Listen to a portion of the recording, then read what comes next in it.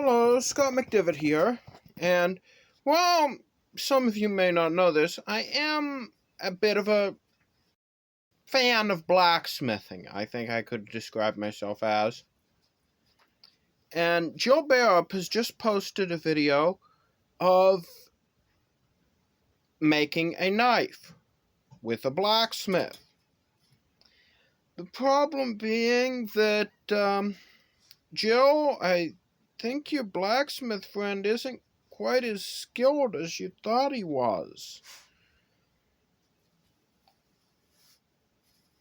Hey, I hate to insult a fellow professional, especially one that's been in business when I haven't, but there's some mistakes and odd uses of technique that I definitely wouldn't go for. But I don't expect you to accept that argument as just an argument. Let me give my reasons. First of all, this little bit here. Jill, the end of a knife is one of the hardest things to form. And forming it like this isn't going to result in a particularly strong point because it's going to disrupt the geometry of how it's hammered inside the steel. Second of all, as you show the cool bit there, you can see the warp in the knife. He's let you warp the end of the knife. That should have been hammered flat, regardless of what heat it was at. This is probably under the grain of nitpicking, but you're holding that hammer mighty awkwardly. And that's probably what's resulting in enough force going back at an angle to twist it out of the tongs. And here's my biggest problem.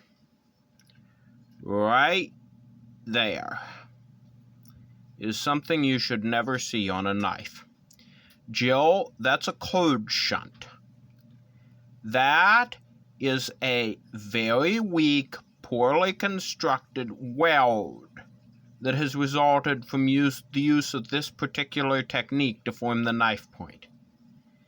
And it's not good. There's probably still a crack in the point of your knife that's caused by that little crack there. It's probably fine, but don't stab a medieval knight with it. It probably would break rather than go through his armor. This is probably just a difference of technique between me and him, but I would use the flatter as part of the forging and not as the last step. Yes, bits do come off hammers. I'd be remiss if I didn't mention the amount of hammers I've taken chunks off of.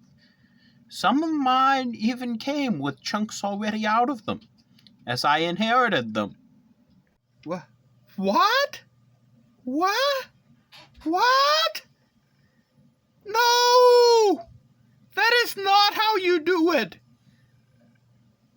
And no, Jill, an oven isn't an optional step. I must digress here. What you've done, the knife has been at this point, the knife has been hardened properly. The martensite is fully throughout the blade. But by tempering at such a low temperature as you're going to get with the blowtorch, you run the great risk that what you've done is made the outside of the blade, which can be harder traditionally, you've made that into the the softer, more steel, and you've potentially left the core of the blade as hard martensite. It's not the greatest idea. There could be any sort of stress inside that blade. It's why we've taken almost universally to the use of an electric oven for tempering, because there's you don't leave it for a couple minutes with a blowtorch. You leave that thing in there for like 4 hours on any modern steel. I'm not entirely confident of what's inside that blade anymore. I wouldn't try and slash a medieval knight with it either. Or a turkey bone. No. I thought you were going with this technique, but no. I hope my dirty old whiteboard here stays in focus. But Jill, essentially what you've got for the grain structure inside this knife right now is a square with the grain structure running roughly equivalent to the square. And then to form the bevels, you've cut a shape into it. Now, that can be used in the case of Damascus pattern blades, but you've got a single steel billet here, and that is not the best way if you're using a single steel billet. The best way is to hammer in the bevels as part of the forging so that the knife is shaped like a knife and the grain structure within is running in a knife shape. This gives extra support to those bevels and, more importantly, to the tip of the blade. Best of all, when you hammer in the bevels, you can start with a square shape, and when you hammer the bevel, it causes a directional force on the blade, on the blank, that results in a blank with a very slow, squared curve to it.